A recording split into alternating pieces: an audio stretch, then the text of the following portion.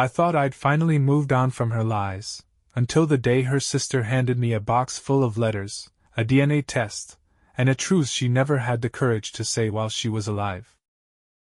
My name's Eric. I'm 34, live in Denver, and up until a few months ago, I thought I had the perfect marriage. Julie and I had been together for 9 years, married for 6. We met in college. She was this sarcastic, whip-smart graphic designer who hated group projects, and I was the quiet IT guy who always ended up doing everyone's work. She liked that about me. Said I was reliable. I liked that she always smelled like citrus and coffee and never apologized for taking up space. We weren't perfect, but we worked. At least I thought we did. That night, I was sitting on the couch in my hoodie, watching playoff highlights and halfway through a bowl of leftover chili when her message popped up. Can't wait to see you tonight, red heart winky face. At first I smiled. Thought it was for me. I actually texted back. Me too. Hurry home, babe. But then it hit me. She wasn't supposed to be coming home. She told me she had a late meeting with a client. Out of town. Hotel booked. Even sent me a screenshot of the itinerary yesterday. My stomach dropped. I checked the message again. No name. No context. Just pure, flirty, unfiltered excitement, not the kind of message she sent me anymore. And definitely not after saying she'd be working all night. I just stared at the screen. My heart started pounding in my ears. You ever get that numbness in your fingers when you know your life's about to split in two? That's where I was. I didn't reply again. Instead, I waited. I watched a little, delivered, status turn into read. And then it happened, she unsent it. Gone. Like it never existed. But it did. 5 minutes later, she texted again. Different tone this time. Hey babe, sorry if I'm slow replying tonight. This client is super demanding and I'll probably be stuck in meetings all evening. Love you? I didn't answer. I just sat there, phone in hand, while the walls of our house suddenly felt fake. Like everything inside them was staged. I didn't sleep that night. Didn't even lie down. I just sat at the kitchen table, my phone face down, trying to make sense of the swirl of dread in my gut. I replayed that message over and over in my head like it was a movie clip I couldn't pause. Can't wait to see you tonight, red heart winky face. She deleted it. Lied immediately after. Acted like nothing happened. That wasn't a mistake. That was precision. Around 2 a.m., I grabbed my hoodie and keys and drove to the hotel she claimed to be staying at. I knew the one. She even showed me the confirmation email, the day before, like it was some preemptive alibi. It was only 20 minutes away, across town. I parked outside and just sat there for a while, watching the lobby like some pathetic wannabe detective. But deep down, I wasn't hoping to catch her. I was hoping to be wrong. Hoping I'd see her walk into the lobby with her laptop and some uptight marketing client in a blazer and glasses. What I saw instead was nothing. No Julie. No meetings. At 3:17 a.m., I finally walked into the lobby, pretending to be a clueless husband trying to surprise his wife. I asked the woman at the front desk if she was checked in. She looked it up. No reservation under her name. Not last name. Not maiden name. Not her company's name. She'd never been there. I thanked the clerk, walked back to my car, and just sat there with my hands gripping the steering wheel like I was trying to snap it in half. Then I did something I never thought I'd do. I opened her laptop. She always left it on the kitchen counter, plugged in. No password. She never needed one. I was the tech guy. I was the one who told her to be more careful online. The irony made my stomach turn. Her Gmail was still logged in. First thing I did? Searched keywords. Love you. Miss you. Hotel. Tonight. Nothing. Of course not. She wasn't sloppy. But her archive folder was organized in a weird way. Like suspiciously organized. She had a subfolder labeled Design Contracts Q3. I clicked it. It wasn't contracts. It was screenshots. Tons of them. Text convos. Photos. Some with timestamps cropped out. And there it was. A screenshot of a text from someone saved as Aaron Print Shop. Except the convo wasn't about print jobs. It was things like You made me sore last night, smiling face with horns. Think he suspects anything? Your wife's out of town next week, right? Can we finally spend a weekend together? My ears rang so hard I almost missed my own breathing. I scrolled faster. Her replies were just as bad. Laughing at me. Telling him I never noticed anything. And that she felt alive again since she met him. It was like watching a slow-motion car crash and realizing you were the car. That was just the start. Because the next folder made everything worse. It was titled, July Photos Private. I clicked it without thinking. That was a mistake. Inside were pictures. Dozens. Her with him. Kissing him in some artsy black and white selfie. A picture of them at a cabin I didn't recognize. Her legs over his in front of a fireplace. Her smiling in a way I hadn't seen in years. I shut the laptop. Hard. I just sat there with my head in my hands, trying not to throw up on the counter. The woman I married, the one who made me believe in slow, steady love, had built an entirely separate life right under my nose. And she wasn't just hiding it. She was archiving it. Curating it. Like it mattered more than me. Like I was the backup drive and he was the main event. That was the moment something snapped in me. Not rage. Not sadness. Something colder. I wasn't going to scream. I wasn't going to beg. I was going to make sure she remembered what betrayal costs. When she got home the next morning, I played it calm. She walked in like nothing happened. Her hair was curled. Her makeup still fresh. She said, "Ugh, I'm exhausted. That client was a nightmare." I looked up from the coffee pot and said, "Bet." She didn't even flinch. She just smiled and kissed my cheek. "Miss you." I nearly laughed.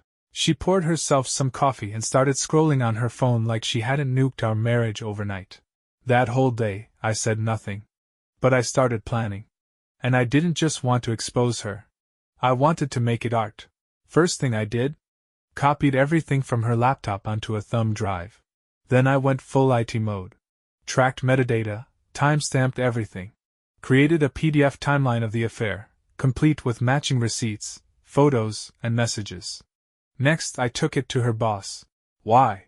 Because Erin worked for the same design agency.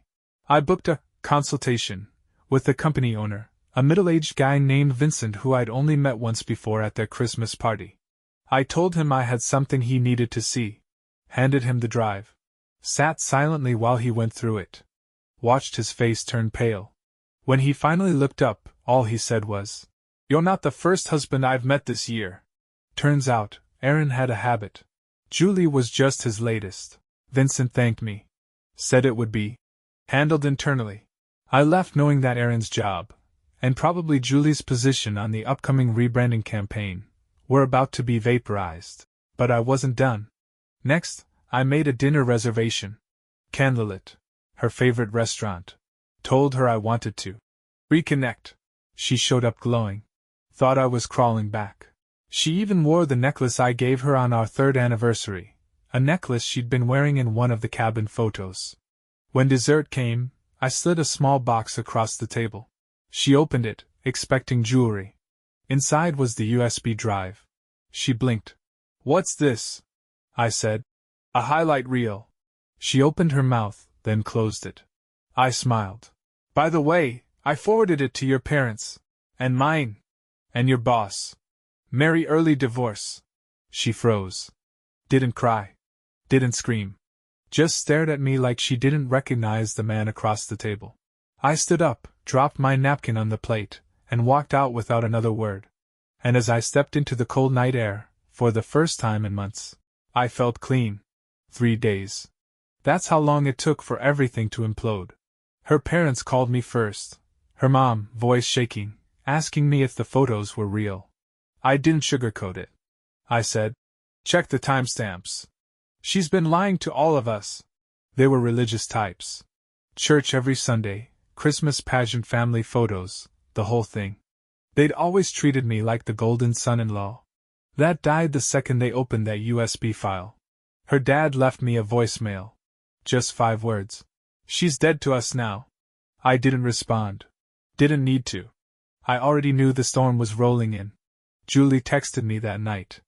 We need to talk. You didn't have to do this. Please just call me. I didn't reply. Instead, I called my lawyer. Told him everything. Sent him the file. By noon the next day, I'd filed for divorce and had her served at the agency. Right at her desk. Vincent made sure of that. Apparently she cried. Loud. Had to be escorted out of the office while Aaron sat there pretending he didn't know her. And that was the best part. Because as much as I wanted revenge on Julie, I wanted Aaron to suffer too. That's why I made sure the folder included screenshots of his other projects, at least 2 other women from the agency. One of whom, according to LinkedIn, was Vincent's niece. Yeah. He was fired that same afternoon. And Julie? She was put on immediate leave. Pending investigation. Which, in HR speak, means, don't bother coming back. But she still didn't get it. 2 nights later, she showed up at the house. Banged on the door like it still belonged to her. I didn't answer. She called out, Eric, please. I didn't know how to end it. It didn't mean anything, I opened the door just enough to see her face. Puffy. Broken. Still wearing the necklace. I said, save it for the judge. Then I shut the door again. But not before I saw it, that flicker of realization in her eyes. That maybe, just maybe, this wasn't going to go away.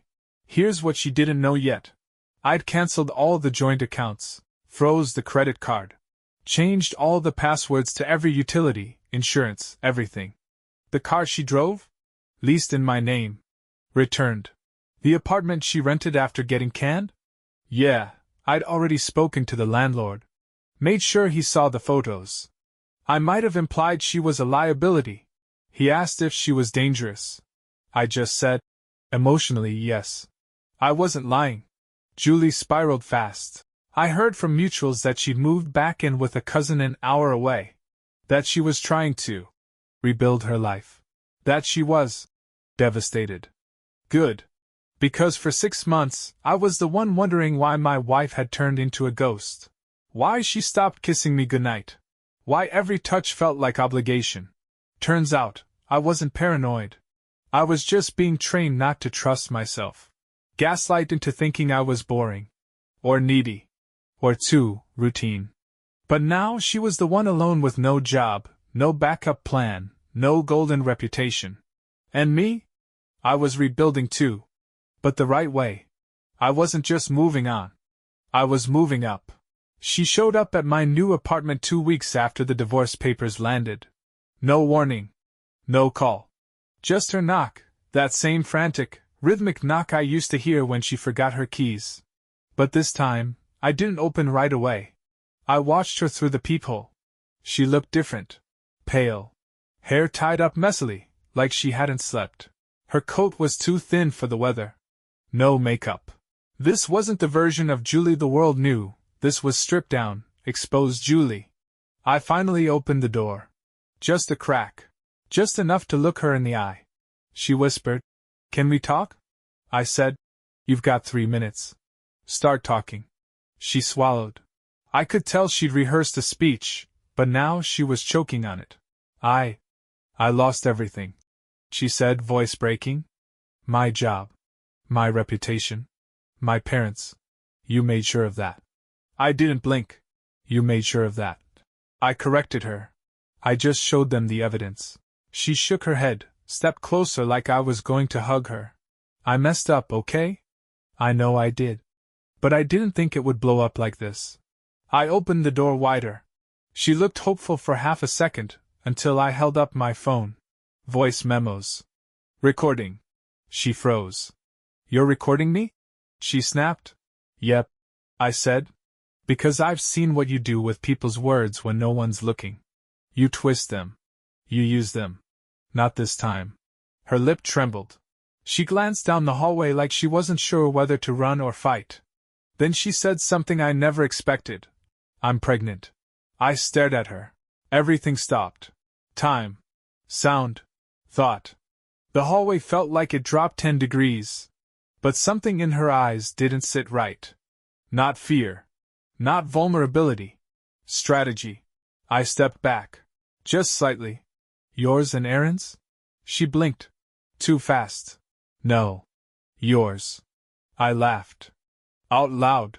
Not because I believed her, but because it was so textbook. So pathetic. You expect me to believe that? After everything? She said. It was just one mistake. I never stopped sleeping with you, Eric.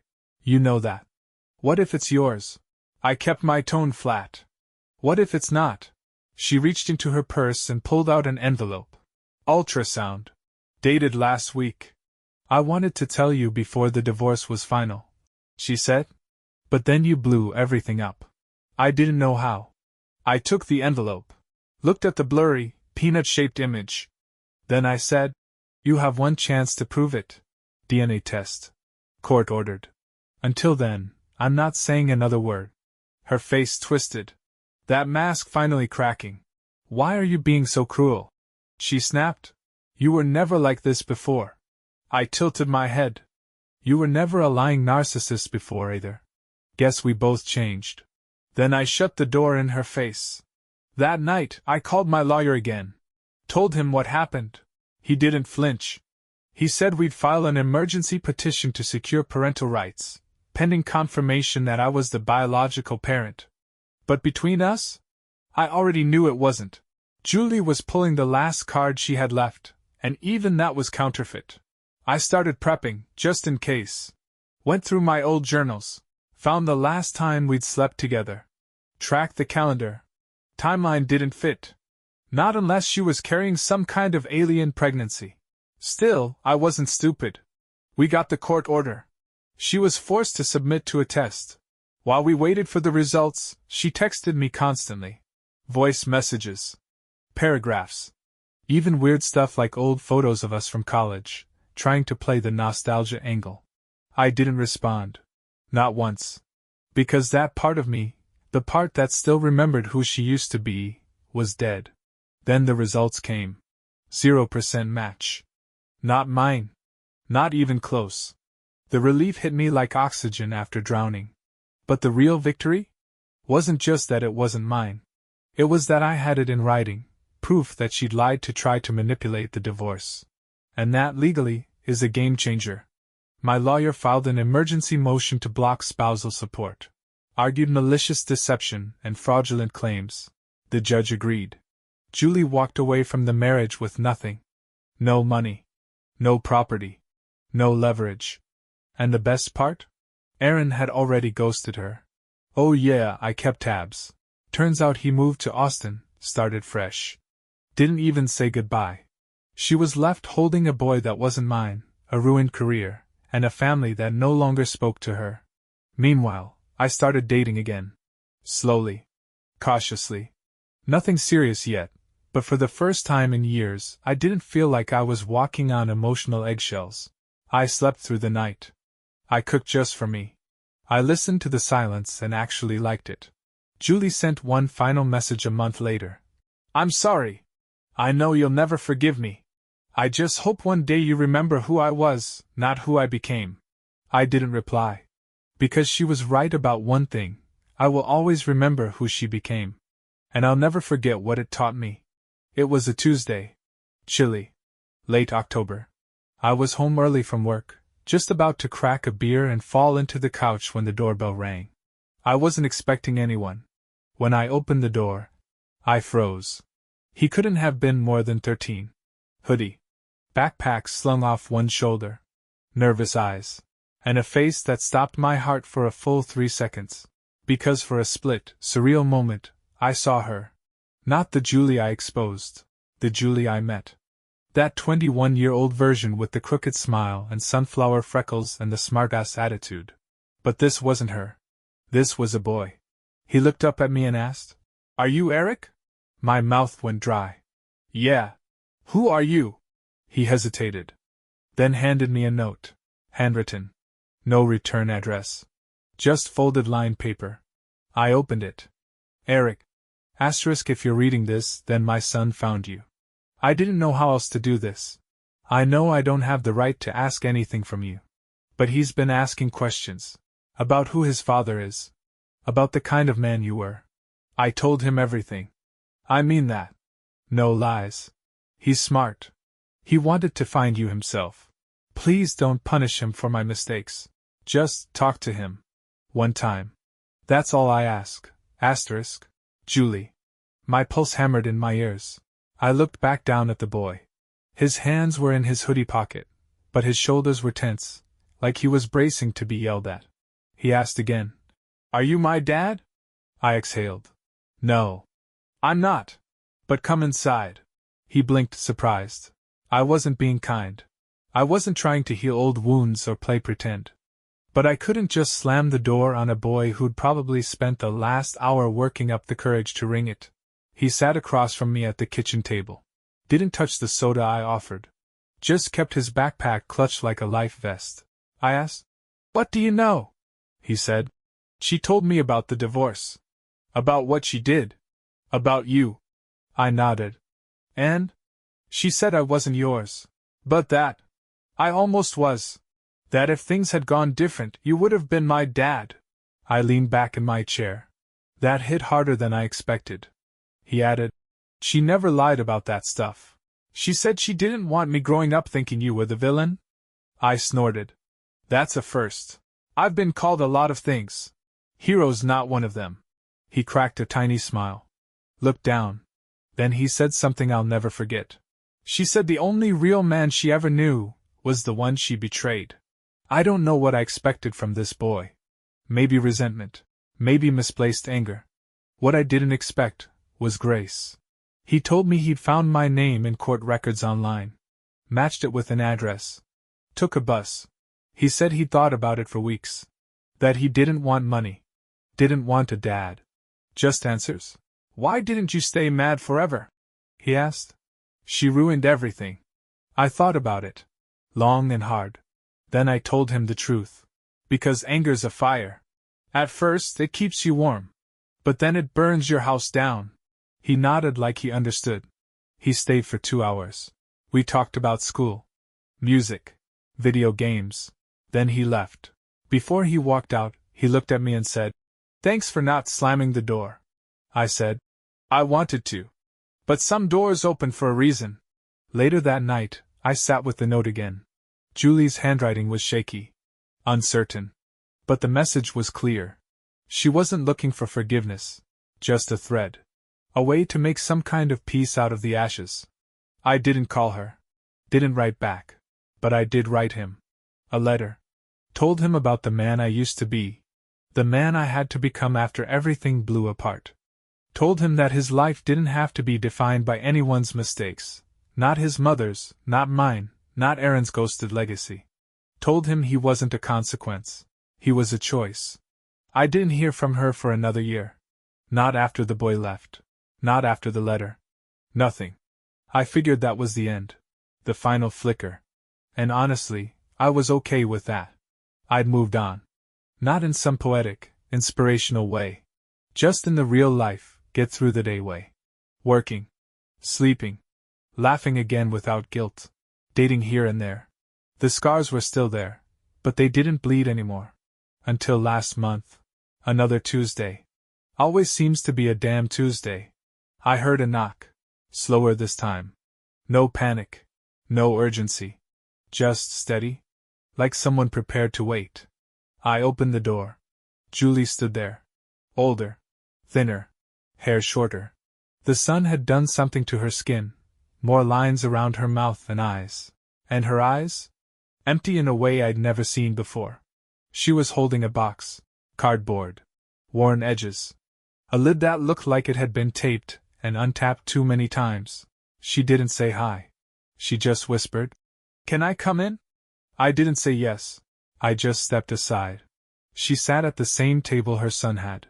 Placed the box gently on the surface like it might break. Her hands shook when she opened it. Inside? Letters. Dozens. All addressed to me. Some yellowed with age. Some recent. I started writing you the night you shut the door, she said. Every time I wanted to say something, I put it on paper instead. Never sent them. Couldn't. Didn't think I deserved to. I didn't speak. She pulled out a few. Opened one. Started to read, then stopped. Her voice cracked, and she folded it closed again. I know what I did can't be undone, she said. I'm not here to ask for a second chance. I leaned back in my chair. Arms crossed. Guard up. Then what are you here for? She pulled out one more envelope. Handed it to me. Different handwriting. I didn't write that one, she said. He did. My chest went tight. I opened it. The same handwriting as before. Hey. If she shows up, it's not because she wants anything from you. I asked her to. Told her she owed you more than silence. Told her that if she ever really wanted to change, she had to face what she did without trying to fix it. Just face it. Thanks for listening to me last year. You didn't have to. But you did. I'm okay, by the way. I'm doing better than okay. And a lot of that started that day at your table. I folded the note. Julie was watching me, but not pleading. Just waiting. I told him everything, she said. The truth. About Aaron. About how I burned my life down. He knows who I was. But he still lets me be in his life. Her voice dropped. But he told me something after that visit. Said I still owed you a truth I never gave. I didn't move. She reached into the box again and pulled out a flash drive. Set it down. There's something you never knew, she said. And I think maybe it's time you do. I picked it up. What is it? She looked me in the eye for the first time that whole conversation. It's the reason I started cheating. She left after that. Didn't beg. Didn't linger. Just walked back down the stairs, slower than she came, and disappeared into the blue-gray dusk. I sat there for hours, holding the flash drive, turning it over in my hand like it weighed 100 pounds. I didn't want to know. But I needed to. I plugged it in. Inside was one folder. Before it fell apart, hundreds of audio files, phone recordings, voice notes, therapy sessions, one labeled May 17th, her breakdown. I clicked it. The audio crackled to life. A woman's voice, a therapist, calm, clinical. Then Julie's voice. Not the version I knew. This one was raw, shaky. Sounded like she'd been crying for hours. I don't love him anymore. But I don't hate him either. I feel nothing. He's a good man. Too good. And I feel like I don't deserve him. So I punish him by disappearing. Why do you think you do that? Because I wanted to break something before I watched it leave me. I wanted control over the ending. I couldn't handle the idea that one day, he'd wake up and realize I wasn't enough. So I got there first. I sat there, mouth dry, fists clenched. She hadn't cheated because of something I did. She cheated because she was terrified of losing something good. So she killed it first. Self-sabotage. I clicked the next file. Then the next. Then another. Hours of confessions. To a therapist. To herself. To no one. Shame. Regret. Patterns of abandonment. A lifetime of feeling replaceable. I didn't cry. I didn't forgive. But I understood. And that's not nothing. The next morning, I wrote one sentence on a piece of paper and mailed it to the return address she'd scribbled on the bottom of the box. Just one sentence. Thank you for finally telling the truth, even if it came 15 years too late. I don't know if she'll write back. I don't think it matters. Because some people spend their whole lives burying their guilt. Julie? She finally unearthed hers. And while I'll never welcome her back into my world, I can finally walk through mine without dragging her shadow behind me. She called me out of nowhere. Number I didn't recognize. No voicemail. Just a short text after. Eric. It's Marissa. Can we talk? I think it's time. Marissa. Julie's younger sister. 2 years apart. We hadn't spoken in over a decade. Back then, she was the wild card. Loud. Sharp-tongued. Protective of Julie in a way that used to drive me nuts. Always sizing me up, like she was waiting for me to screw up first. But when Julie did screw up, she vanished. No goodbye. No side-taking. Just silence. Now, after all these years, she wanted to talk? I stared at the message for a long time. Then I texted back. You free tonight? We met at a diner off I-70. Neutral ground. No nostalgia. Just burnt coffee and laminated menus. She was already there when I walked in. Black sweater. Hair tied up. Same eyes, though, fierce and unflinching. I slid into the booth. She didn't smile. I thought you hated me, I said. She tilted her head. I didn't hate you. I hated what she did to you. There's a difference. I nodded. So why now? She pulled something from her purse. A photo. Of the three of us. Me. Julie. Marissa. Back in 2010, at a lake. I remember that day. Julie had dumped me off the dock. Marissa had laughed so hard she almost choked on her beer. Do you remember this? She asked. Yeah, I said. Back when we were still pretending everything was perfect. She sighed. I found this last week, cleaning out my dad's house after he passed. It made me realize how much stuff we left unsaid. I waited. Then she looked me dead in the eye and said, She almost married Aaron. I blinked. What? 3 years after the divorce? After he ghosted her. He came back. Said he wanted to make things right. My stomach turned. She was pregnant, Marissa added. I leaned forward. With his second? No, she said quietly. With his first. The one she told you about. I stared. Confused. You mean? She lied about the test. My blood went cold. Marissa pulled out her phone, showed me an email chain. Dated. Real. From a lab. 2 DNA tests. 2 names. 1 inconclusive. 1 final. The first was fake. Forged results. Probably paid for by Julie. But the second, done privately, months later, confirmed it. I was the father. I couldn't speak. I'd rehearsed so many endings in my head over the years. Rage. Closure. Freedom. But this? This was something else. She panicked, Marissa said. She thought you'd use it against her. Thought you'd trap her or turn the courts on her or ruin her reputation even more. So she faked it. Said it was Aaron's. My pulse was a dull hammer in my throat. And the real one? I whispered. He's yours. He's the boy that came to your door last year. I swallowed hard. Why are you telling me this now? Because Julie died, she said. Last week. Cancer. Fast. Aggressive. She didn't tell anyone but me and her son. She left me the email and made me promise to tell you everything. The air in the diner turned sharp. Metallic. I could barely breathe. Marissa reached into her purse again and handed me a second envelope. He's living with me now. He knows. She told him on her last day. Said you were always the better man. Asked him to decide for himself. Inside the envelope, a short letter. No signature. Just 3 words. I'm sorry. Always. I walked out of that diner a different man. Not broken. Not even angry. Just cracked open again. I'd spent years building a life around a lie. Then more years learning how to live without caring. Now I was standing at the edge of something I never thought I'd face again. Fatherhood. Real. Permanent. Mine. He moved in 2 weeks later. Quiet boy. Polite. Same dark eyes. Same stubbornness. Same way of pacing when thinking too hard.